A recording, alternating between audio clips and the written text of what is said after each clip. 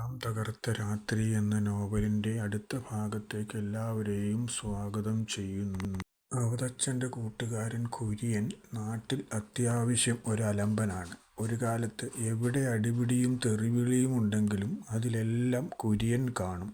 ഇങ്ങനെയൊക്കെയാണെങ്കിലും അവൻ ഇതുവരെ നേരിട്ടൊരു കേസിൽപ്പെടുകയോ ശിക്ഷിക്കപ്പെടുകയോ ഒന്നും ഉണ്ടായിട്ടില്ല. മനസാക്ഷിക്ക് വിരുദ്ധമായ ഒരു പ്രസ്ഥാനത്തിലും ഇടപെടാറില്ല എന്നാണ് അവൻ അവതയോട് പറഞ്ഞിട്ടുള്ളത്. എന്നാൽ അവനോട് അങ്ങോട്ടാരെങ്കിലും ഉടക്കാൻ നോക്കിയാൽ അവനൊട്ട് വെറുതെ വിടുകയുമില്ല. അങ്ങനെ ഒരു പ്രത്യേക സ്വഭാവമാണ് കുര്യന്. അവൻ നന്നായി പണിയെടുക്കുകയും ചെയ്യും. കുര്യനെ കണ്ടിട്ട് കുറെ കാലമായിരുന്നു. എവിടെ പോയി കാണും എന്ന് വിചാരിച്ചിരിക്കുകയായിരുന്നു അവതച്ചൻ. അങ്ങനെയിരിക്കെ ഒരു ദിവസം കുര്യനെ നാട്ടിൽ കണ്ടു. അതൊരു ശനിയാഴ്ചയാണ്. പണിയൊക്കെ കഴിഞ്ഞ് കൂലിയും വാങ്ങി വീട്ടിലേക്ക് പോകുന്ന വഴിക്ക് പുറകിൽ നിന്നൊരു കൂവൽ കേട്ട് തിരിഞ്ഞു നോക്കിയതാണ്. അപ്പോൾ അതാണ്ട് നിൽക്കുന്നു കുര്യൻ മുൻപിൽ. "നീ എവിടെ പോയി കിടക്കുവായിരുന്നു? കുറെ നാളായല്ലോ നിന്നെ കാണാതെയായിട്ട്. ഞാൻ വിചാരിച്ചു നീ എന്തെങ്കിലും വല്ല കേസിലും ജയിലിൽ പോയി കാണുമെന്ന്. നിന്റെ കയ്യിലിരിപ്പതായിരുന്നല്ലോ.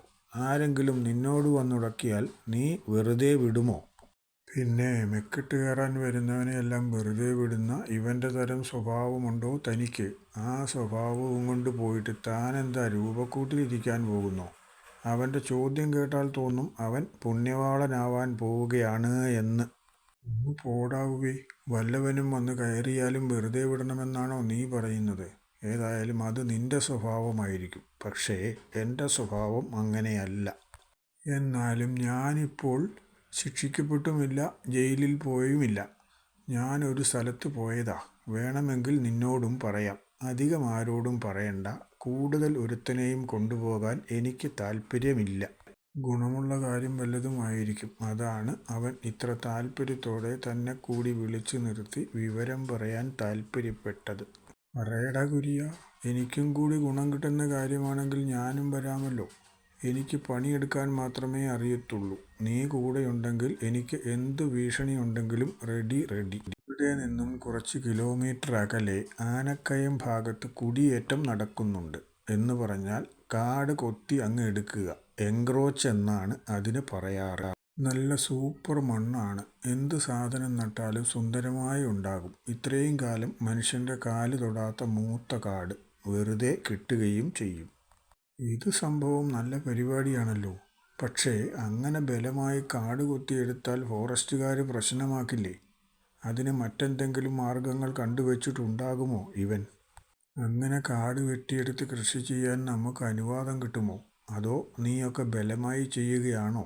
കാര്യം കേട്ടിട്ട് കൊള്ളാം. എന്നാലും അത് ചെയ്യുന്ന കാര്യമോർക്കുമ്പോൾ അല്പം പേടിയുണ്ട് താനും."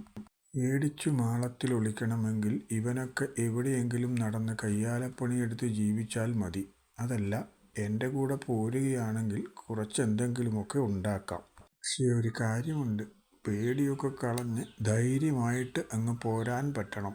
അതൊക്കെ ഒരു ധൈര്യത്തിൻ്റെ പുറത്ത് അങ്ങ് തീരുമാനിക്കുന്നതാണ്. അതിന് ആര് അനുവാദം തരുന്നു? ആരും അനുവാദമൊന്നും തരുന്നില്ല. മാത്രവുമല്ല, നമ്മൾ കാട് വെട്ടിയെടുത്ത് കൃഷി ചെയ്യുന്ന ഭാഗം ചിലപ്പോൾ 1-2 ദിവസം കഴിയുമ്പോൾ അവന്മാർ വന്ന് ഇറക്കി വിടുകയും ചെയ്യും. എന്നാൽ വീണ്ടും നമ്മൾ അവിടെത്തന്നെ കയറി കൃഷി ചെയ്യും. അങ്ങനെ പല തവണയാകുമ്പോൾ അവന്മാർ അങ്ങോട്ട് വരവ് നിർത്തും. പിന്നെ വീട് വയ്ക്കാൻ വേണമെങ്കിൽ അതിനോട് ചേർന്ന് തന്നെ ആധാരമുള്ള കുറച്ച് സ്ഥലം കിട്ടുകയും ചെയ്യും. ഇവൻ പറയുന്നത് കേട്ടിട്ട് നല്ല പരിപാടിയാണ്. പക്ഷേ ഇവിടെ നിന്ന് ഇപ്പോഴത്തെ സാഹചര്യത്തിൽ പോവുക എന്ന് പറയുന്നത് അത്ര എളുപ്പമുള്ള കാര്യമല്ല. എന്നാൽ പോകേണ്ടി വന്നാൽ പോയി താമസിക്കാൻ പറ്റിയ സ്ഥലമാണ് എന്ന് തോന്നുന്നു ഇവൻ്റെ അഭിപ്രായം കേട്ടിട്ട്. എന്തായാലും ഇവൻ്റെ കൂടെ ഇവൻ പോകുമ്പോൾ ഒന്ന് പോയി നോക്കാം. എന്നിട്ട് വേണ്ടത് തീരുമാനിക്കാം. നീ പറഞ്ഞതുപോലെ പട്ടയമുള്ള കുറച്ച് സ്ഥലം കിട്ടുകയാണെങ്കിൽ അവിടെ നിന്ന് ആരും ഇറക്കി വിടില്ലല്ലോ. വീടും വെച്ച് സ്വസ്ഥമായി അവിടെ താമസിച്ചുകൊണ്ട് അതിൻ്റെ അടുത്ത പ്രദേശങ്ങളിലേക്ക് കാട് വെട്ടിയെടുക്കുകയും ചെയ്യാം. ഇറക്കി വിട്ടാലും കയ്യേറിയ പറമ്പിലെ കൃഷിയല്ലേ അവർ കളയുകയുള്ളൂ. വീട് കളയുകയില്ലല്ലോ. അവതച്ചൻ്റെ ആശയം കൊള്ളാം. പക്ഷെ സ്ഥലം വാങ്ങണമെങ്കിൽ കുറച്ച് പണം വേണ്ടേ? അതുണ്ടെങ്കിൽ പ്രശ്നമില്ല. എന്തായാലും 1 ഏക്കറെങ്കിലും ആധാരമുള്ളത് വാങ്ങിയിട്ട് അതിനോട് ചേർന്ന് കാടിൻ്റെ പ്രദേശം കൂടി കയ്യേറിയെടുത്താൽ സുഖമായി 4-5 ഏക്കർ കൃഷി ചെയ്യാം. മിക്കവാറും ബാക്കിയുള്ള സ്ഥലത്തിന് 4-5 കൊല്ലത്തിനുള്ളിൽ പട്ടയം കിട്ടുകയും ചെയ്യും. അത്രയും കാലത്തെ കുരുമുളകും കാപ്പിയും കിട്ടിയാൽ തന്നെ നല്ലൊരു തുക കയ്യിലാകും. അതുകൊണ്ട് മറ്റു സ്ഥലങ്ങളിൽ നിന്ന് വേണമെങ്കിൽ മണ്ണ് വാങ്ങുകയും ചെയ്യാം. ശ്രമിച്ചാൽ ഇതൊക്കെ നടക്കും. കഷ്ടപ്പെട്ടാൽ മാത്രം. നിനക്ക് വലിയ തിരക്കുള്ള പണിയൊന്നും ഇല്ലെങ്കിൽ തിങ്കളാഴ്ച ഞാൻ പോകുന്ന കൂടെ പോരെ? ഒരാഴ്ച കഴിഞ്ഞ് നമുക്ക് തിരിച്ചു വരാം.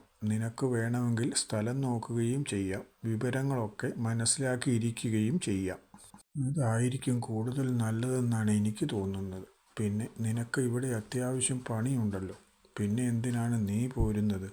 ചിലപ്പോൾ ഇവിടെ നിന്നും കുറച്ച് ദിവസത്തേക്ക് മാറി നിൽക്കേണ്ട ഒരാവശ്യം വന്നേക്കാം. അത് ഞാൻ പിന്നെ പറയാം. അങ്ങനെ വരികയാണെങ്കിൽ തൽക്കാലം അധികമാരും ശ്രദ്ധിക്കാത്ത ഒരു സ്ഥലത്തേക്ക് ഒതുങ്ങി നിൽക്കാൻ ഞാൻ ആലോചിച്ച് നിൽക്കുമ്പോഴാണ് നിന്നെ കണ്ടുകിട്ടിയത്. എന്തായാലും വളരെ നന്നായി. വരുന്ന ആഴ്ചയിൽ ആകെ ഒരു ദിവസത്തെ പണിയേ ഉള്ളൂ. അതൊഴിവാക്കിയിട്ട് ഞാൻ നിന്റെ കൂടെ വരാം. തിങ്കളാഴ്ച രാവിലെ തന്നെ. അങ്ങനെ തീരുമാനിച്ച് അവർ രണ്ടുപേരും പിരിഞ്ഞു. പിറ്റേ ദിവസം ഞായറാഴ്ച കത്രീനയെ കാണാൻ വേണ്ടി മാത്രമായിട്ടാണ് അവതച്ചൻ പള്ളിയിൽ പോയത്. കുർബാനയ്ക്ക് പള്ളിക്ക് പുറത്ത് കുത്തിയിരുന്നു. റോഡിലെ പോകുന്ന ആളുകളെയൊക്കെ നോക്കിക്കൊണ്ട് അവിടെ തന്നെ ഇരുന്നു. കുർബാന കഴിഞ്ഞപ്പോൾ എന്തോ ഭാഗ്യത്തിന് കത്രീന മാത്രമേ വരുന്നുള്ളൂ. ആ വീട്ടിൽ നിന്നും വേറെ ആരെയും അവളുടെ കൂടെ കണ്ടില്ല. ആളുകൾ പല വഴിക്ക് തിരിഞ്ഞപ്പോൾ കത്രീന മാത്രമായി മുന്നോട്ട് നടക്കുന്നത് കണ്ടു. കുറച്ചു ദൂരം അധികം ആളുകളൊന്നും വരാൻ സാധ്യതയില്ലാത്ത സ്ഥലമാണ്. ആ വഴിക്ക് വേഗം തന്നെ നടന്ന് അവതച്ചൻ കത്രീനയുടെ ഒപ്പം എത്തി. ഇന്ന് വീട്ടിൽ നിന്നും ഒരെണ്ണവും പോന്നില്ലേ? സാധാരണഗതിയിൽ ഒരു പട തന്നെ വരാറുണ്ടല്ലോ. ഇന്ന് ഞാൻ ഒറ്റയ്ക്ക് മാത്രമേ രാവിലത്തെ കുർബാനയ്ക്ക് പോന്നുള്ളൂ. ബാക്കി എല്ലാവരും കൂടി രണ്ടാമത്തേതിനാണ് പോരുന്നത് പോലും. എന്തോ പദ്ധതി ഞാൻ ഇല്ലാത്തപ്പോൾ ആലോചിക്കാൻ വേണ്ടിയാണോ എന്നും അറിയില്ല. ഏതായാലും സംഗതി കൂടുതൽ അപകടത്തിലേക്കാണ് കേട്ടോ പോകുന്നത്. ഉടനെ എന്തെങ്കിലും ഒരു തീരുമാനം എടുക്കേണ്ടി വന്നേക്കും. ഇങ്ങനെ വളഞ്ഞു മൂക്കിൽ പിടിക്കാതെ കൃത്യമായി കാര്യം പറഞ്ഞാൽ മാത്രമല്ലേ മനസ്സിലാക്കാൻ കഴിയൂ. കാര്യമങ്ങ് തെളിച്ചു പറ. പെട്ടെന്ന് മനസ്സിലാക്കട്ടെ. എന്താ ഇപ്പോൾ പ്രത്യേക പ്രശ്നം? അവരുടെ പ്രശ്നം എന്നെ ഇപ്പോൾ എത്രയും വേഗം ഏതോ ഒരു പണച്ചാക്കിനെ കൊണ്ട് കെട്ടിക്കണം. അവൻ വലിയ സാമ്പത്തിക സ്ഥിതിയുള്ളവനാണ്. അവൻ ഏതോ കോളേജിൽ ജോലി കിട്ടാൻ പോകുന്നു എന്നൊക്കെയാണ് പറയുന്നത് കേട്ടത്. അതുകൊണ്ട് അവന് ജോലി കിട്ടുന്നതിന് മുൻപ് തന്നെ കല്യാണം നടത്താനാണ് ഉദ്ദേശം. എന്നെ അവൻ അറിയുന്നതാണ് പോലും. അപ്പോൾ പിന്നെ വന്നു കാണേണ്ട ആവശ്യമില്ല. ഇവർ നേരിട്ട് വീട്ടിൽ പോയി ഉറപ്പിച്ചിട്ട് വരും എന്നാണ് പറഞ്ഞത്. ഇതെല്ലാം ഞാൻ മറഞ്ഞിരുന്ന് കേട്ടതാണ്. താൻ ഉദ്ദേശിക്കുന്നതിലും അധികം മിടുക്കിയാണല്ലോ ഇവൾ. ഇല്ലെങ്കിൽ വീട്ടിൽ നടക്കുന്ന ആലോചന മറഞ്ഞിരുന്ന് കേട്ട് കൃത്യമായി വള്ളിപുള്ളി വിടാതെ വന്ന് തന്നോട് പറയണമെങ്കിൽ ആള് മോശമല്ല. കാണുന്ന പോലെയൊന്നുമല്ല. നല്ല കഴിവുള്ള ആളാണ്.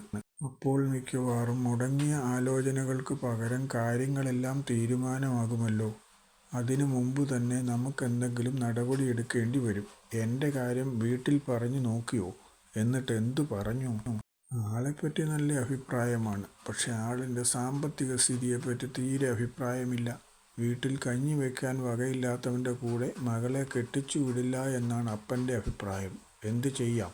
പെട്ടെന്നൊരു ദിവസം കൊണ്ട് സാമ്പത്തിക സ്ഥിതി നന്നാക്കാൻ പറ്റുമോ? അതുകൊണ്ട് ഒന്നുകിൽ എങ്ങോട്ടെങ്കിലും പോവുക, എന്നെയും കൊണ്ടുപോവുക. അതല്ലെങ്കിൽ പിന്നെ എന്നെപ്പറ്റി ചിന്തിക്കാതിരിക്കുക. 2 വഴികളേ ഇപ്പോൾ നമ്മുടെ മുമ്പിലുള്ളൂ. കുര്യനെ കൃത്യസമയത്ത് മുൻപിൽ കൊണ്ടുവന്ന് നിർത്തിയത് ദൈവമാണെന്ന് തോന്നുന്നു. ഇല്ലായിരുന്നെങ്കിൽ എങ്ങോട്ട് പോകും എന്ന് വ്യക്തമായ ഒരു നിശ്ചയവും കിട്ടില്ലായിരുന്നു. ചിലപ്പോൾ ആശിച്ചത് ഒഴിവാക്കേണ്ടി വരികയും ചെയ്തേനെ. ഇനി എന്തായാലും തീരുമാനത്തിൽ ഒരു മാറ്റവുമില്ല. നാളെ അവൻ്റെ കൂടെ പോവുക, സ്ഥലം കാണുക തന്നെ. അങ്ങനെ തീരുമാനിക്കുകയാണെങ്കിൽ മിക്കവാറും വരുന്ന ഞായറാഴ്ച തന്നെ അവരെല്ലാം കൂടി കല്യാണമുറപ്പിക്കാൻ പോകും. പള്ളിയിൽ വരുന്ന കൂട്ടത്തിൽ നമുക്ക് നേരെ മറ്റൊരു വഴിക്ക് പോവുകയും ചെയ്യാം. പിന്നെ തിരിച്ചങ്ങോട്ടേക്ക് എന്ന് വരാൻ പറ്റും എന്നൊന്നും തീരുമാനമില്ല. എന്തായാലും കൂടുതൽ ബുദ്ധിമുട്ടിക്കാനൊന്നും നിൽക്കില്ല. എപ്പോഴെങ്കിലും ഒരിക്കൽ വരാം. അപ്പോഴേക്കും ഇതൊക്കെ ഒന്ന് കെട്ടടങ്ങുമായിരിക്കും. എവിടേക്കോ പോകണമെന്ന് പറഞ്ഞു. പക്ഷേ എവിടേക്കാണെന്നൊരു തീർച്ചയും പറഞ്ഞില്ല.